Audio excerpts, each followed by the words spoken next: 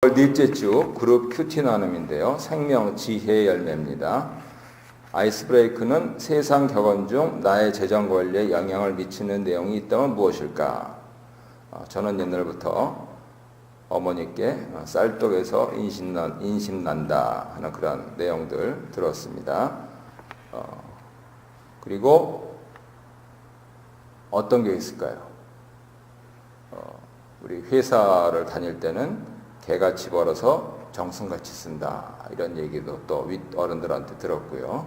그래서 여러 가지 내용들 서로 가치관을 형성한 내용들이 있을 겁니다. 함께 나눠보시면 서로 이렇게 웃으면서 그렇게 하고, 한편으로는 성경 내용과 유사한 부분도 있지만 정반대되는 것도 있다 하는 것 깨달으실 수 있을 겁니다.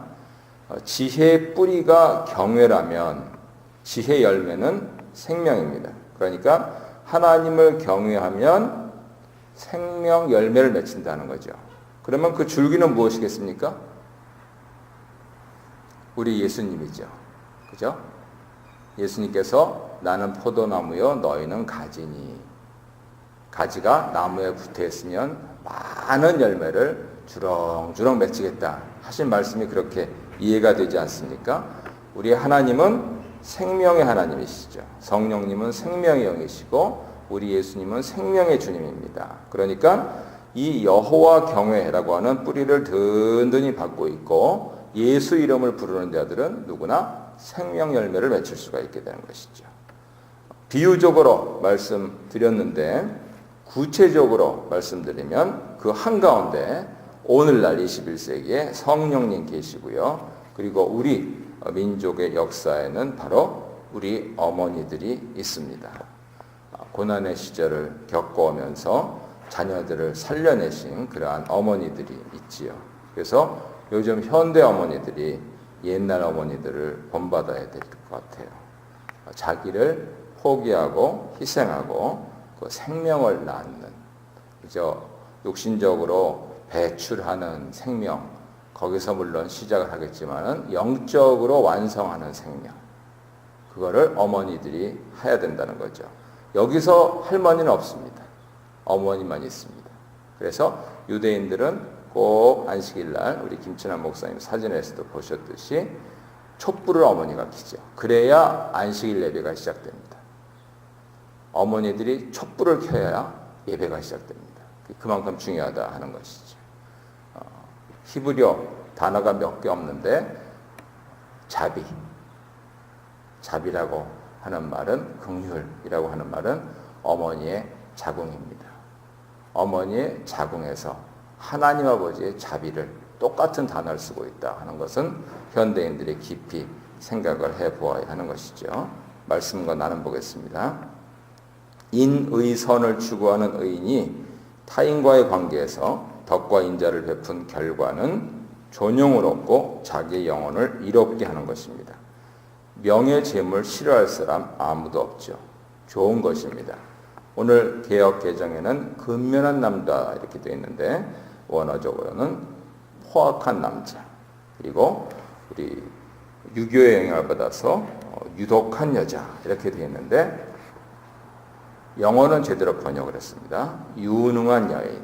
그래서 포악한 남자를 유능한 여인과 대조해서 힘보다는 덕, 재물보다는 존용이 우월하다. 이게 성경 사상입니다. 덕은 여러 차례 말씀드렸지만 클떡, 크다, 위대하다 하는 것이죠. 세상 가치는 힘이 위대하다 하는데 하나님은 힘이 있는 자들은 대부분 유명한 것 같으나 결국 사라지고 위대한 것만이 남는다, 그 말씀을 하시는 것이죠.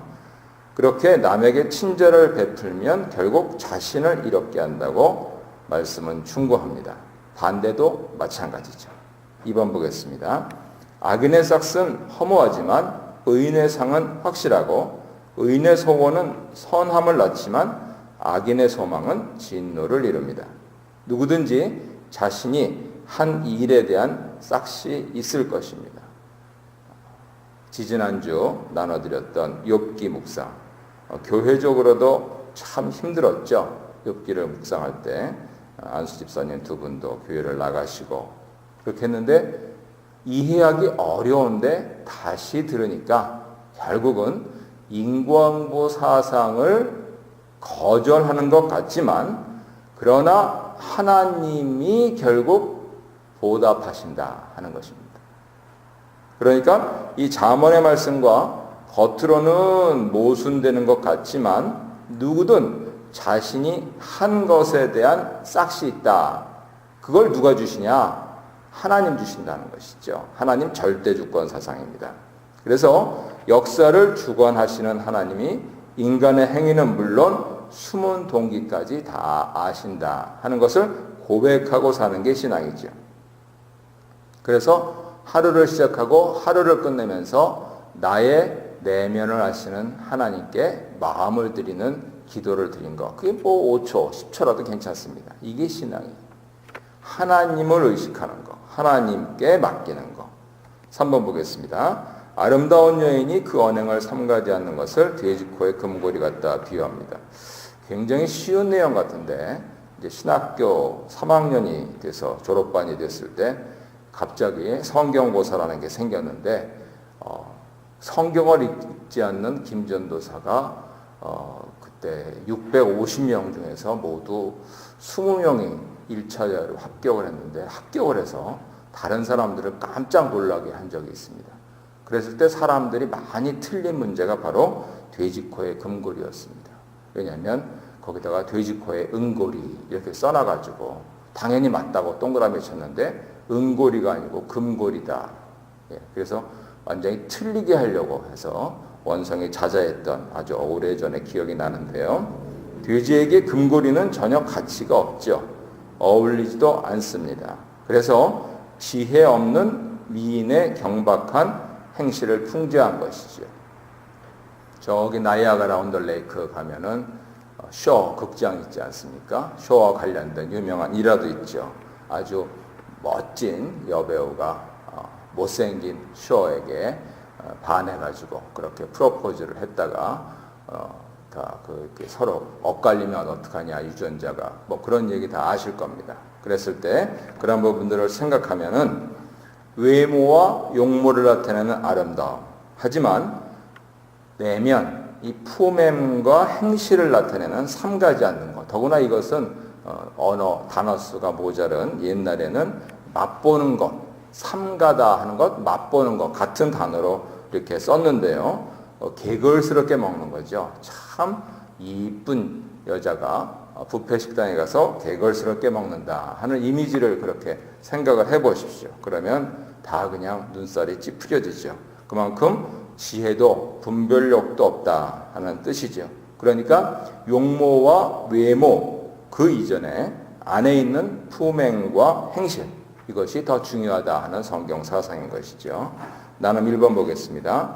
선과 악, 복과 화, 생과 사 모두 기준 판단이 하나님께 있습니다. 내 믿음이 나의 가치, 언행, 관계, 일에서 어떻게 구현되고 있는가.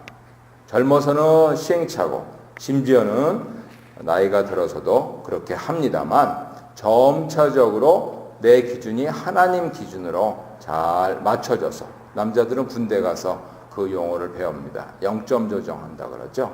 이렇게 딱딱 맞춰야 됩니다. 그래야지 정확하게 관역을 향해서 가기 때문에요. 그래서 오직 매사를 하나님께 맞추고 잘 모르겠으면 예수님 어떻게 합니까? 하고 길 가면서 운전하면서 기도를 해야죠.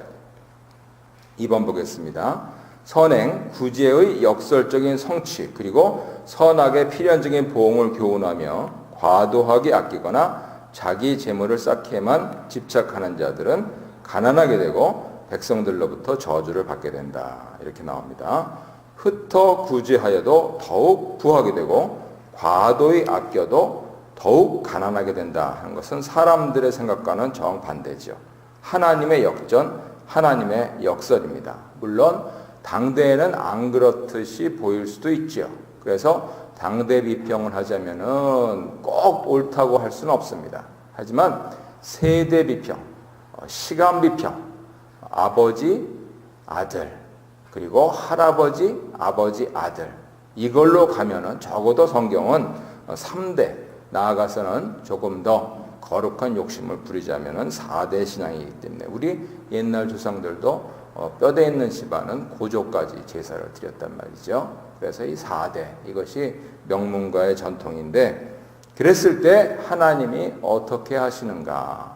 그래서 우리 조나단 에드워드 잘 예를 들어드리는 분, 그분은 6대까지 조상이 하나님을 잘 섬겼더니 미국을 움직이는 리더들이 6대에 이르러서 미국 건국뿐만 아니고 발전뿐만 아니고 번영뿐만 아니고 심지어는 미국 침체에 들어가는 그 시기에도 그 집안이 역할을 하더라 하는 부분들 많은 목사님을 통해서 예화를 들어 아실 수 있을 것입니다. 그래서 우리는 신앙으로서 하나님의 이 역설을 사는 것이죠. 제 은사님이 20여 년 소식이 끊어졌다가 이제 정년 퇴임하면서 찾으셔가지고 글을 부탁을 하셨어요. 그래서 지금 쓰고 있는 글이 자유와 역전입니다. 나중에 책으로 나오면 그때 좀 보시도록 하고요. 자비는 더 큰 풍요로 보상이 되지만 인색은 더 큰 가난으로 보응받게 됩니다.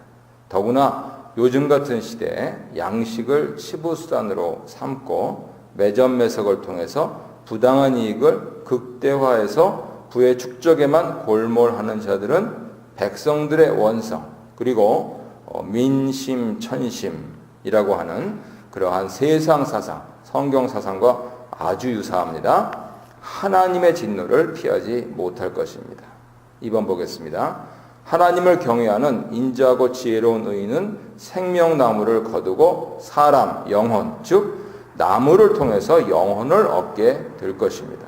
지혜로운 의인은 그래서 쉬리에 휩쓸리지 않고 하나님 보시기에 아름다운 풍성한 열매를 맺는 사람. 간단하게 표현하면 예수 잘 믿어 복 받는 사람이죠. 사람들이 나한테 붙는다. 요즘 같은 더구나 21세기에 멀리서 떨어졌던 사람들이 너무 반갑다. 그러면서 나를 찾아오거나 또 초청하거나 그래서 식사를 하고 교제를 하고 나아가서는 영적인 그러한 친교를 한다 하는 것. 이거는 대단히 즐거운 일이죠. 공자님도 그렇게 말씀하시지 않았습니까? 유붕이 자원방래하면 불역열호와. 그래서 그 부분들 인생의 재미라는 것이죠. 왜요? 하나님의 계시기 때문에 그렇다 하는 것이 성경 사상이고 결국 인생의 풍성한 열매가 무엇이겠습니까? 사람은 얻는 것이죠. 그런 점에서 우리 교회가 지금 회개를 많이 해야 될 것 같아요. 여름에 돼서 휴가철이 되기도 하지만은 기도 시간에는 좀 많이 나오셔야 되는데, 그죠? 10년이 지나도록 집안 사람한테도 얘기 안 하니까 제가 성도님들한테 새벽기도 잘 드리셔야지 복 받습니다. 그런 얘기 안 합니다. 근데 한 사람들이 복 받고 내가 이렇게 살았다 이거를 좀 증거를 해야 되는데 그런 증거 부분들이 좀 약한 것 같고 사실 좀 개인적으로 고민을 많이 하는 게 상반기에 재발록으로 청년 하나 제외하고는 이게 새 식구가 없다. 이게 좀 상당히 위기를 가져야 되는데 저 혼자만 그렇게 생각하는가, 장로님들이 그렇게 생각하는가 하는 부분들이 좀 궁금합니다. 그래서 결국 교회가 말씀과 기도와 찬양인데 우리는 무슨 열매를 맺고 있는가 하는 거 돌이켜보면 주님 앞에서 죄송한 그런 것들이 많지요. 나는 2번 보겠습니다. 구제가 아닌 소비가 미덕이 된 이 시대에 자발적이고 자비로운 구제와 자선을 어떻게 실천하는가. 이게 다 돈 쓰는 거 아닙니까?